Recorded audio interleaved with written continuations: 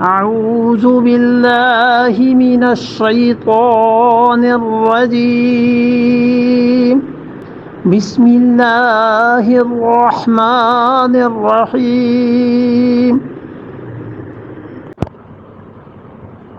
وذروا ظاهر الإثم وباطنه إن الذين يكسبون الإثم سيجزون بما كانوا يقترفون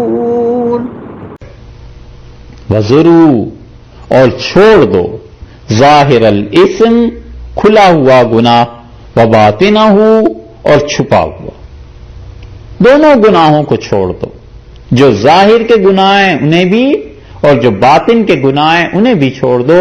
یہ ہے وہ چیز کہ ظاہر کے گناہ اس وجہ سے چھوڑ دیتا ہے کہ لوگ دیکھیں گے تو کیا کہیں گے۔ اللہ نے فرمایا ہے تنہائیوں کے گناہ بھی چھوڑ دو، اللہ ہی کے لیے چھوڑو ظاہر میں بھی اور اللہ ہی کے لیے چھوڑو باطن میں بھی۔ یہ خدا نے بتایا ہے کہ جب انسان کی تنہائی پاک ہو جاتی ہے تو پھر اس کا لامحالہ اثر ظاہر پر پڑتا ہے، پھر ظاہر بھی پاک ہونا شروع ہو جاتا ہے، بلکہ وہ آدمی زیادہ محتاط رہتا ہے ظاہر میں جو تنہائی میں خدا کی نافرمانی نہیں کرتا، لوگوں کے سامنے کیسے خدا کی نافرمانی کرے گا۔ ایک تفسیر تو اس کی یہ کی گئی، اور ایک تفسیر یہ کی گئی ہے کہ ظاہر کا شرک اور باطن کا شرک دونوں چھوڑ دو۔ وہ کہتے ہیں اوپر سے خدا کی توحید اور ان چیزوں کا ذکر آیا ہے، حلال اور حرام کا ذکر آ گیا جانوروں کے لیے کہ ایک قسم ایسی ہے کہ اسے کھاؤ تاکہ خدا کی توحید، اس پر ایمان، نفع اور نقصان اس ذات سے وابستہ یہ ثابت ہو تمہارے لیے، اور دوسری قسم ایسی ہے جسے مت کھانا، اللہ کے علاوہ غیر کے نام پہ ذبح کیے گئے ہیں۔ تو اللہ تعالیٰ نے اس کے بعد جو فوراً فرمایا ہے کہ ظاہر اور باطن کے گناہوں کو چھوڑ دو، تو مطلب یہ ہے کہ دیکھو شرک اس کو ہر صورت میں ترک کر دو، چاہے وہ چھپا ہوا ہے اور چاہے وہ کھلا ہوا ہے۔ کھلا ہوا شرک تو یہ ہے کہ الیاذ باللہ جیسے مشرکین کرتے ہیں، اور چھپا ہوا شرک یہ کہ ریاکاری، ریا کو چھوڑ دے، کسی کام کو بھی سوائے اللہ کے اور کسی کے لیے نہ کرے۔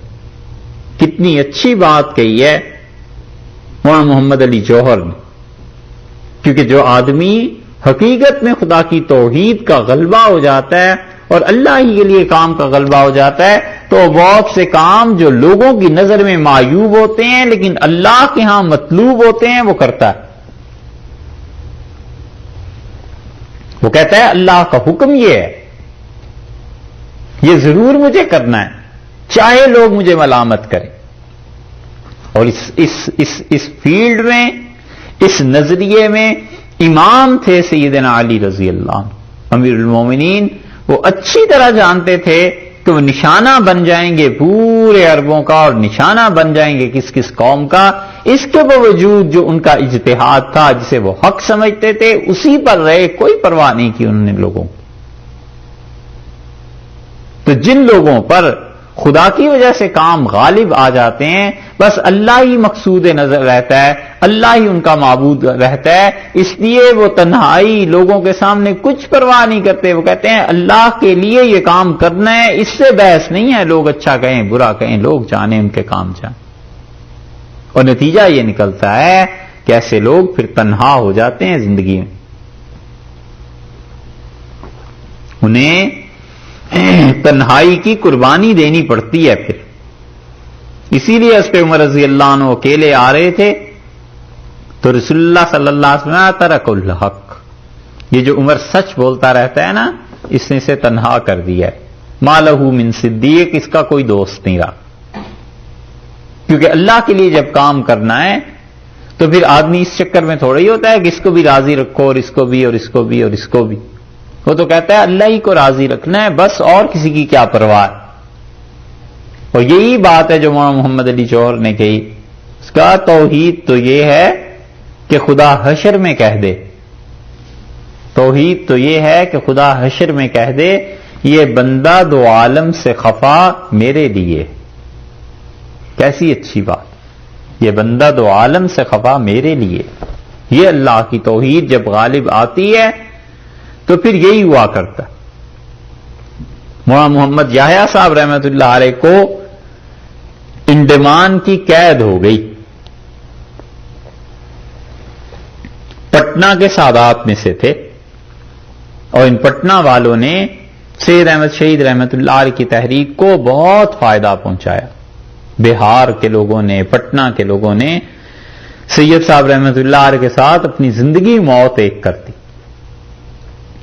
اتنے کام کے لوگ تھے اور حضرت کے خلفاء میں سے تھے.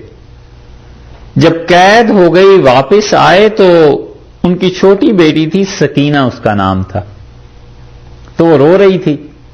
تو حضرت سید صاحب رحمت اللہ علیہ کے خلیفہ ہونے کی وجہ سے بھی، پھر انگریزوں کے ہاں سے آنے کی وجہ سے بھی بڑا رجوع ہوا، لوگ ملنے آئے، بہت سے بیعت ہوئے، مرید ہوئے. تو انہوں نے کہا، اندر پوچھا گھر میں کہ بھئی سکینہ کیوں روتی ہے، ہمیں پریشانی ہوتی ہے اس کے رونے سے. تو انہوں نے کہا کہ اچھا آپ اسے بلا لیں، اور اسے مناتے ہیں، مانتی نہیں. تو انہوں نے بلا لیا. چھوٹی بیٹی اسے پیار کرنے لگے، وہ روئے جائے، اٹھ کے ٹہلانے لگے. مرید حیران کہ حضرت کیا کر رہے ہیں، اور پھر چپ ہوئی تو بیٹھ گئے، پھر رونے لگی، پھر ٹہلانے لگے. 2-4 مرتبہ الغرض جب ایسے ہی ہوا تو انہوں نے اس کے بڑے بھائی کو آواز دی اور کہنے لگے کہ بیٹے احمد ادھر آؤ. تو احمد جب آیا تو اس کی بہن اس کے حوالے کی اور کہنے لگے کہ پھر مناتا ہوں پھر روٹتی ہے، پھر مناتا ہوں پھر روٹتی ہے. تو احمد میاں کون اس روٹنے اور منانے کے چکر میں پڑے، ہم نے تو بس ایک کو منا لیا، اور جس نے اسے منا لیا اس نے سب کو منا لیا. تو لوگ دیکھ رہے تھے کہ حضرت کیا کہہ رہے ہیں. بس یہ انہوں نے کہا جس نے اسے منا لیا اس نے سب کو منا لیا، اور لیٹ گئے. تو 2 منٹ 1 منٹ کے بعد کسی نے ہلایا تو بس چاند نہیں، ختم ہو. یہ ہے اللہ کی رضا. مرنے والے ایسے بھی مر جاتے ہیں. یہ خدا کے ساتھ تعلق ہے. اللہ نے کہا چھوڑ دو گناہوں کو، وَذَرُوا ظَاهِرَ الْإِثْمِ وَبَاطِنَهُ، تمام وہ گناہ جو ظاہر کے ہیں یعنی شرک، اور جو باطن کی ہے ریاکاری، سب کو چھوڑ دو. اور اسی طرح اس آیت سے یہ بھی پتا چلا کہ جیسے گناہ انسان کے جوارح اعضاء سے ہوتے ہیں، اسی طرح گناہ باطن سے بھی ہوا کرتے ہیں. حسد، بغض، ریاکاری، نفرت لوگوں کے متعلق، یہ سب چیزیں ایسی ہیں جو باطن کے گناہ ہیں. اور کوئی بھی چیز تصوف کے حق میں کتاب و سنت میں نہ ہوتی تو بس یہ بات ہی کافی تھی. یہ قرآن کی آیت بتاتی ہے کہ باطن سے گناہ ہوتے ہیں، اور باطن کے ان گناہوں کا علاج کرنا بس یہی تصوف ہے، اور کیا ہے. بس اتنی سی بات ہے، اس سے زیادہ کچھ نہیں. وہ کہتے ہیں جو باطن میں گناہ ہے نا تمہارے، ان گناہوں کے لیے کیا کرنا ہے، کیسے ان سے بچنا ہے، کسے متعین کرنا ہے. کہ جیسے ظاہر کے گناہوں کے لیے تم کسی مفتی سے فتویٰ لیتے ہو، باطن کے گناہوں کے لیے بھی کوئی مفتی ہونا چاہیے. اس سے فتویٰ لو کہ میرے دل میں یہ بات آتی ہے تو یہ گناہ ہے یا نہیں ہے. بس جو بھی وہ فتویٰ دیتا ہے وہی شیخ ہے، وہی مرشد ہے، وہی پیر ہے، اسی کو مربی کہتے ہیں. یہی چیزیں چلتی ہیں. اتنی سی بات. اور نقصان یہ ہو گیا ہے کہ تصوف، پیری، مریدی الفاظ اتنے بدنام ہو گئے ہیں کہ اصل حقائق پر پردہ پڑ گیا. تو حقائق تک پہنچنا ہو تو بس یہ کافی ہے کہ اللہ نے فرمایا باطن کے گناہوں کو چھوڑ دو اور ظاہر کے گناہوں کو چھوڑ دو. کیونکہ باطن جو گناہ کرتا ہے وہ بہت باریک ہوتے ہیں، ہر آدمی اسے سمجھ نہیں سکتا کہ کس جذبے سے کیا ہے، میں یہ کام کیوں کر رہا ہوں. نیت میں فطور آ جاتا ہے، علیہ باللہ. حسد شروع ہو جاتا ہے، دل اللہ کی تقسیم پر اعتراض کرنے لگتا ہے بسا اوقات، علیہ باللہ. یہ چیزیں اسی دن کے لیے بس محنت ہوتی ہے، اور جو محنت ہوتی ہے اسے ہی تصوف کہتے ہیں. اور کیا چیز؟ باقی کرامات، کشف، ان کا اس تصوف سے کیا تعلق ہے جو حقیقتاً مشائخ جس کی تلقین کرتے ہیں؟ ان چیزوں کا اس سے کچھ تعلق نہیں. کسی آدمی کو حاصل ہو نہ ہو، کیونکہ اللہ کا قرب اعمال کے ذریعے حاصل ہوتا ہے، اور اعمال میں وزن پیدا ہوتا ہے اخلاص سے، اور اخلاص کا تعلق ہے روح سے، تو روح جتنی پاک ہو جائے گی اعمال میں وزن اتنا بڑھ جائے گا۔ اس کے لیے پاپڑ بیلتے ہیں، اسی کے لیے محنت کرتے ہیں۔ فرمایا ان الذین یکسبون الاثم، اور جو لوگ کماتے ہیں گناہ کو، اور جو لوگ گناہ کے کام کرتے ہیں، سیجزون، بدلہ پائیں گے، بما کانوا یقترفون، اپنے کیے کا، جو کچھ کرتے رہے ہیں اس کا بدلہ انہیں ملے گا۔ کافر جو تمہیں بہکاتے ہیں تو نہ ظاہر میں ان کی بات ماننا اور نہ ہی تمہارے دل میں اللہ کی شریعت کے متعلق کوئی شبہ پیدا ہونا چاہیے۔